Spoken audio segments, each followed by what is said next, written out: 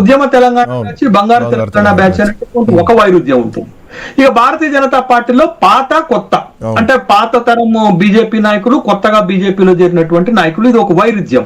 ఈ మూడు పార్టీల్లో ఉన్నటువంటి ఈ వైరుధ్యం తోటి ఈ మూడు పార్టీల్లో పొసగనటువంటి వాళ్ళు అందరూ బయటకు వచ్చి ఒక కొత్త పార్టీ పెడతారా అనేటటువంటి ఒక ఆలోచనలు లేకపోతే ఒక విశ్లేషణలు జరుగుతున్నటువంటి నేపథ్యంలో ఇప్పుడు కొత్త తరం రావాలి శ్రీకాంత్. ఇట్లా ఈ పాత తరం, పాత చింతకాయ పచ్చడి, అక్కడ అసంతృప్తులు ఇక్కడ అసంతృప్తులు వచ్చి పార్టీ పెట్టడం కాదు.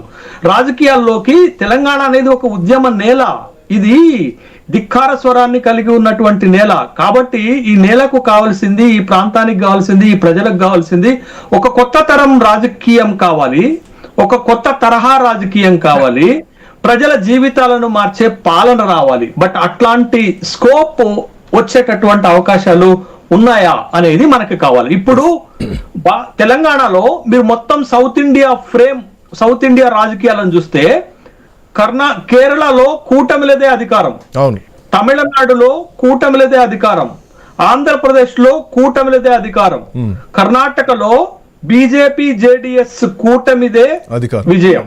మరి వాట్ అబౌట్ తెలంగాణ? అంటే స్పేస్ ఉందా, వ్యాక్యూమ్ ఉందా లేదా అని చెప్పడానికే నేను ఈ రాష్ట్రాల చరిత్ర అంతా కూడా మీ ముందు పెడుతున్నాను. కాబట్టి తెలంగాణ ఈ ఉద్యమ నేలపైన, ఒక ధిక్కార స్వరం ఉన్నటువంటి నేలపైన ఒక 4వ స్తంభం రావాలి. ఈ మూడు పార్టీల పాత చింతకాయ పచ్చడికి లేకపోతే ఈ పాత పాలనకి వ్యతిరేకంగా ఒక అద్భుతమైన, ఒక కొత్త ఆలోచనతో ఉన్నటువంటి, ఒక కొత్త తరహా రాజకీయం చేసేటటువంటి, ఒక కొత్త బ్లడ్ తో వచ్చేటటువంటి పాలన రావాలి. అది 4వ స్తంభంగా తెలంగాణలో నిలబడాలి అనేటటువంటి ఒక ఆకాంక్ష బయలుదేరింది. ఆ చర్చ కింది స్థాయి నుండి పై స్థాయి వరకు అంతర్గతంగా జరుగుతుంది అనేటటువంటి విషయాన్ని ఆ మూడు పార్టీలు గమనించాల్సినటువంటి అవసరం ఉంది. రాబోయే మీరు చూడండి, మొదటి రాష్ట్రం ఏర్పడిన తర్వాత మొదటి ఎన్నికల్లో 2 పార్టీల మధ్య, రెండోసారి 2 పార్టీల మధ్య, బట్ రాబోయేటటువంటి 4వ ఎన్నికలో 4 పార్టీల మధ్య పోటీ జరగాల, చతుర్ముఖ పోటీలు జరగాల. తెలంగాణలో ఒక కొత్త తరం నాయకత్వము ఆ బలమైనటువంటి రాజకీయ వ్యవస్థని నిర్మాణం చేయాలి. ఒక కొత్త పాలనని తీసుకొచ్చేటటువంటి ఒక అంశంతో ముందుకొస్తే ఖచ్చితంగా ప్రజలు ఎదురు చూస్తున్నారు. ఎందుకంటే భారతీయ జనతా పార్టీ పాలిస్తున్న రాష్ట్రాలలో పాలన ఏ విధంగా ఉందో ప్రజలు చూస్తున్నారు. 10 ఏళ్ల బీఆర్ఎస్ పాలన ఎట్లా జరిగిందో చూశారు. కాంగ్రెస్ పాలిస్తున్న రాష్ట్రాలలో పాలన ఎట్లుంది, ఈ 18 నెలల్లో రేవంత్ రెడ్డి పరిపాలన ఎట్లుంది, గతంలో ఉమ్మడి ఆంధ్రప్రదేశ్ లో కాంగ్రెస్ పాలన ఎట్లుందో ప్రజలకు అవగతం కాబట్టి, ప్రజలకు ఒక ఎక్స్పీరియన్స్ కాబట్టి ఈ 3 పార్టీలకు గత్యంతరం లేని పరిస్థితుల్లో ప్రజలు ఓటేస్తున్నారు. కానీ ఒక కొత్త ప్రత్యామ్నాయం, ఒక నూతన ఆలోచనలతోటి, నూతన వరవడితోటి ఒక కొత్త ప్రత్యామ్నాయం వస్తే ఖచ్చితంగా తెలంగాణ ప్రజలు ఉద్యమ స్వభావం కలిగినటువంటి వాళ్ళు, ఉద్యమ నేపథ్యం కలిగినటువంటి వాళ్ళు, ఖచ్చితంగా కొత్త పార్టీకి ఆదరణ ఉంటుందనేటటువంటి విషయాన్ని మనం గమనించాలి శ్రీకాంత్. ఆ విధమైనటువంటి చర్చ తెలంగాణలో ఇప్పుడిప్పుడే మొదలైంది. ఆ చర్చ ఎక్కడ మొదలైందంటే, ఇప్పటి వరకు తెలంగాణలో అవకాశం రాని జాతులు, ఇప్పటి వరకు తెలంగాణలో అధికారానికి దూరంగా నెట్టివేయబడినటువంటి వర్గాలు ఒక ఆలోచన చేస్తున్నాయి. 58 ఏళ్లు కొనసాగినటువంటి సమైక్య ఆంధ్రప్రదేశ్ లో ఒక్క బీసీ కూడా ముఖ్యమంత్రి కాలేదంటే ఏంటి అర్థం? ఎవరి ఓట్లు, ఎవరిది అధికారం, ఎవరు పాలన చేశారు?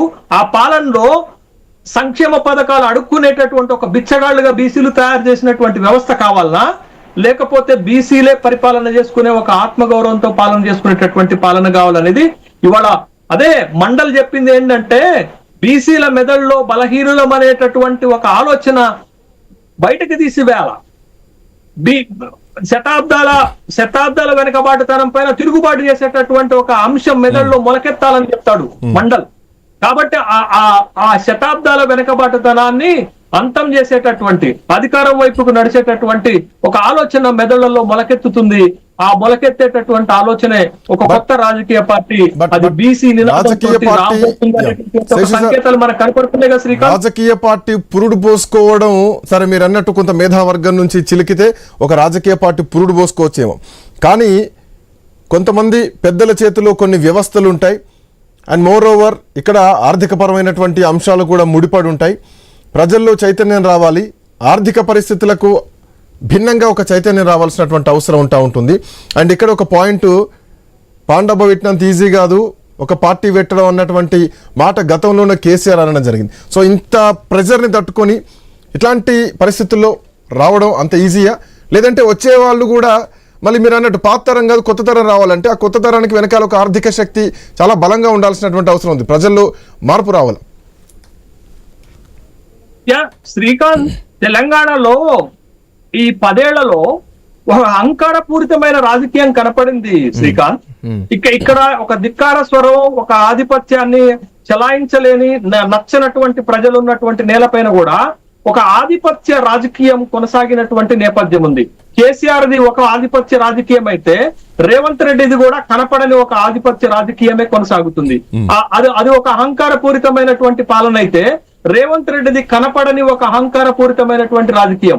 ఇంతవరకు రేవంత్ రెడ్డి ప్రజాపాలన రుచి చూపించలే తెలంగాణ ప్రజలకి.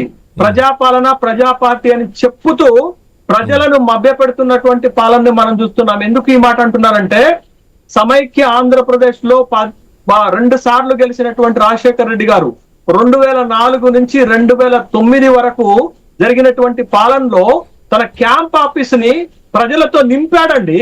పొద్దున్నే లేచి ప్రజలను కలిసేటటువంటి కార్యక్రమం, సాధారణ ప్రజలను కలిసేటటువంటి కార్యక్రమం, ఒక ప్రజా ముఖ్యమంత్రిగా పేరు తెచ్చుకున్నారు.